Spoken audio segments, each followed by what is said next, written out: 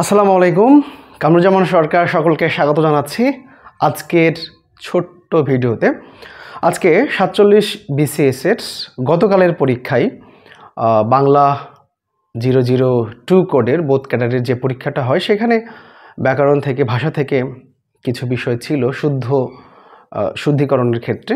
আজকে এই বিষয়টা নিয়েই একটু ছোট আলাপ করব। আমাদের আলাপের বিষয় হচ্ছে প্রবাদগুলো শুদ্ধ করে লিখুন।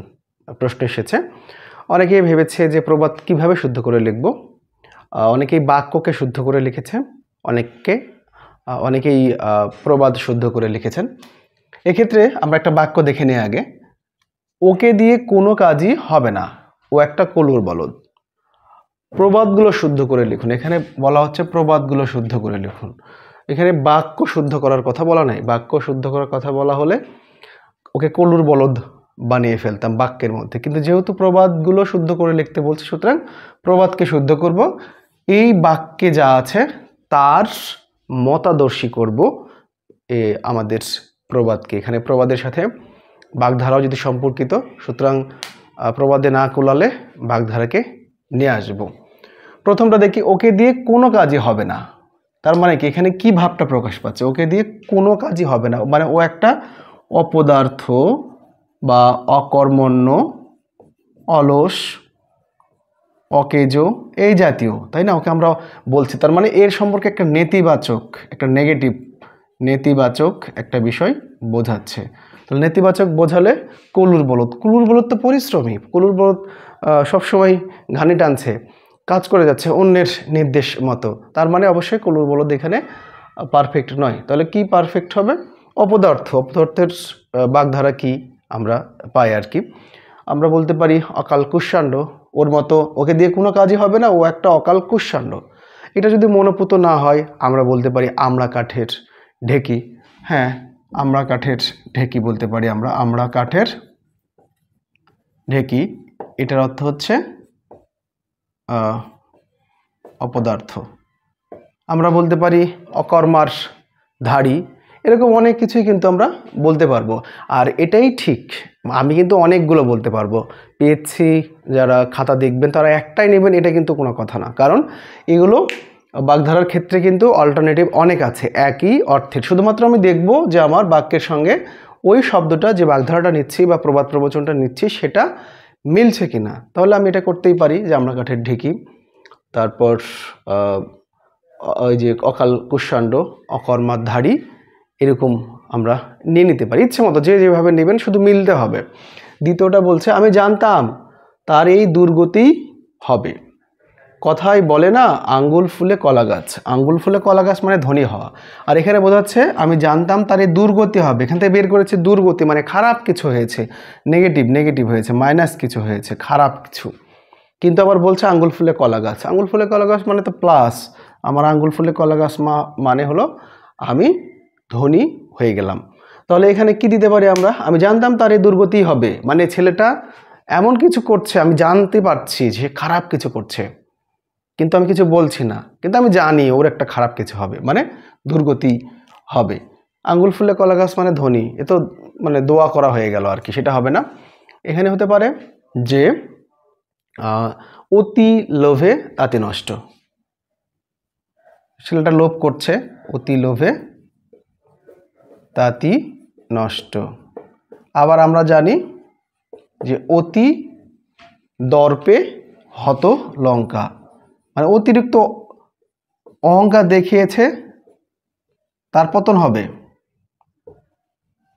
লঙ্কা। এই দুটোর সাথে আমরা বলতে পারি যে ইট্টি মারলে পাটকেলটি খেতে হয়। কথায় বলে না ইট্টি মারলে পাটকেলটি খেতে হয়। তারপর কথায় বলে না অতি চালাকের গলায় দড়ি। এভাবে আমি আমার ইচ্ছে মতো প্রবাদ এখানে বসিয়ে দিতে পারি। 3 নম্বরে দেখি, এভাবে বসন্তের কোকিলের মতো। এখানে বাগধারা বসন্তের কোকিল মতো ঘুরো না, সামনেই কিন্তু চূড়ান্ত পরীক্ষা। তার মানে কি, চূড়ান্ত পরীক্ষা, একটা জিনিস আসছে কিন্তু সেখানে মনোযোগ দিচ্ছি না আমি। কিন্তু বসন্তের কোকিল মানে হচ্ছে সুসময়ের বন্ধু, মানে অ্যাপ্রোপ্রিয়েট এখানে না। তাহলে এভাবে বসন্তের কোকিলের মতো ঘুরো না, এভাবে ঘুরো না মানে ছেলেটা খুব ঘুরছে, পড়াশোনা করছে না, বেয়াদব। আমরা বলতে পারি খোদার খাসির মতো ঘোরো না, অকর্মণ্য, অলস, যারা ঘুরে বেড়ায় ভব ঘুরে, সেরকম আর কি। আমরা আরও কি বলতে পারি, এভাবে বসন্তের কোকিলের মতো ঘুরো না। আমরা আরও বলতে পারি এভাবে ধর্মের ষাঁড়ের মতো, ধর্মের ষাঁড়ের মতো মানে ভবঘুরের মতো ঘুরো না, সামনেই কিন্তু চূড়ান্ত পরীক্ষা।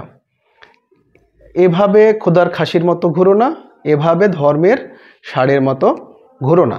আরেকটা কথা বলতে পারি, এভাবে গায়ে হাওয়া লাগিয়ে ঘুরো না, এভাবে গায়ে হাওয়া লাগিয়ে ঘুরো না। এটাও কিন্তু একটা দারুণ, এভাবে গায়ে হাওয়া লাগিয়ে ঘুরো না, সামনেই কিন্তু চূড়ান্ত পরীক্ষা। পরেরটা আমরা দেখি, ছোট্ট একটা তদন্তে হাত দিয়েছে, তদন্ত কর্মকর্তা তদন্ত করছে, ছোট্ট, এই ছোট্ট। এখন দেখছি সাপের 5 পা বেরিয়ে গেল। সাপের 5 পা মানে হচ্ছে অহংকার, তার মানে মিলে নাই, তদন্ত করতে গেছে অহংকার বেরিয়ে গেছে, এটা তো হয় না, বড় কিছু করতে হবে ছোট থেকে।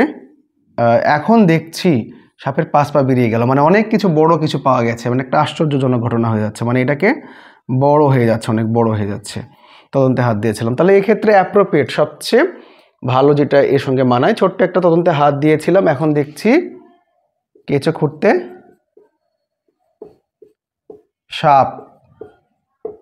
সাপ বেরিয়ে যাচ্ছে, এলো বা গেল, সাপ, কেঁচো খুঁড়তে সাপ বেরিয়ে এলো। ছোট্ট একটা তদন্তে হাত দিয়েছিলাম, এখন দেখছি কেঁচো খুঁড়তে সাপ বেরিয়ে এলো বা গেল বললেও চলবে। ওর এই বিনয় দেখে, বিনয় মানে ভক্তি দেখে ভুলো না, জানোই তো ধরি মাছ না ছুঁই পানি, ধরি মাছ না ছুঁই পানি মানে হচ্ছে কৌশলে কার্য উদ্ধার করা। তো ওর বিনয় দেখে ভক্তি করছে খুবই, তো জানোই তো ধরি মাছ না ছুঁই পানি, কৌশলে কার্য উদ্ধার করছে না সে যা করছে অতি ভক্তি চোরের লক্ষণ এখানে আর কি। ওর এই বিনয় দেখে ভুলো না, কারণ কি অতি ভক্তি চোরের লক্ষণ, কারণ ও যেরকম বিনয় দেখাচ্ছে সেটা কি চোরের মতো লাগছে সেক্ষেত্রে। এমন সময় এই সংবাদ শুনবো ভাবতেও পারছি না, মানে কি শুনতে চাইনি, আমি এই সংবাদটা শুনতে চাইনি। ব্যাপারটা যত গর্জে তত বর্ষে না এর মতো, যত গর্জে তত বর্ষে না মানে কি, মানে হচ্ছে ছোটোখাটো বিষয়, মানে অনেক বাগাড়ম্বর দেখায় কিন্তু কাজ হয় না। কিন্তু এখানে কি বলছে, না এটা কাজ হয়েছে, অনেক বড় কিছু হয়ে গেছে। তার মানে কি, এমন সময় এই সংবাদ শুনবো ভাবতেও পারছি না, ব্যাপারটা আমার মাথায় কি, মাথায় আকাশ ভেঙে পড়ার মতো, মাথায় আকাশ ভেঙে পড়ার মতো, জায়গা কম, একটু বলে দিচ্ছে, বললেই হবে, মাথায় আকাশ ভেঙে পড়ার মতো, বিনা মেঘে বজ্রপাতের মতো, বিনা মেঘে বজ্রপাতের মতো। এমন সময় এই সংবাদ শুনবো ভাবতেও পারছি না, ব্যাপারটা বিনা মেঘে বজ্রপাতের মতো। এরকমভাবে আপনি ইচ্ছে মতো কিন্তু ঘুরিয়ে পেঁচিয়ে দিতে পারেন। যেমন এখানে কিন্তু একটু আগে বলছিলাম এভাবে বসন্তের কোকিলের মতো ঘুরো না, এভাবে টোটো কোম্পানির ম্যানেজারের মতো ঘুরো না, এটাও কিন্তু এখানে আসতে পারে। সামনে কিন্তু চূড়ান্ত পরীক্ষা, সুতরাং কোন বাগধারাকে আমরা অবহেলা করতে পারি, সবগুলোই যদি আমি ভাবটা প্রকাশ করতে পারি তাহলে সবগুলোই হতে পারে। তো আজকে এ পর্যন্ত, আশা রাখি বুঝতে পেরেছেন, এবং বাক্যটা সঠিক করে দেওয়া ঠিক না, বাংলা জয়যাত্রার কথা মনে আছে মনে হয়, বাংলা জয়যাত্রা দেখতে পারেন, বিশেষ প্রিলি রিটেন উভয়ের ক্ষেত্রেই কাজে লাগবে। আর এসব প্রশ্নের জন্য আসলে কাজে লাগার কিছু নাই, বেসিকটা ভালো করতে হবে, হুবহু কমন এগুলো কখনোই আসবে না, যেহেতু সৃজনশীলতার মধ্যে আছে পেয়েছে, আমরাও পড়বো এবং মাথা খাটাবো, এভাবেই চলবো। তো ভালো থাকুন, আবার নতুন কোনো ভিডিও নিয়ে হাজির হব। আল্লাহ হাফেজ।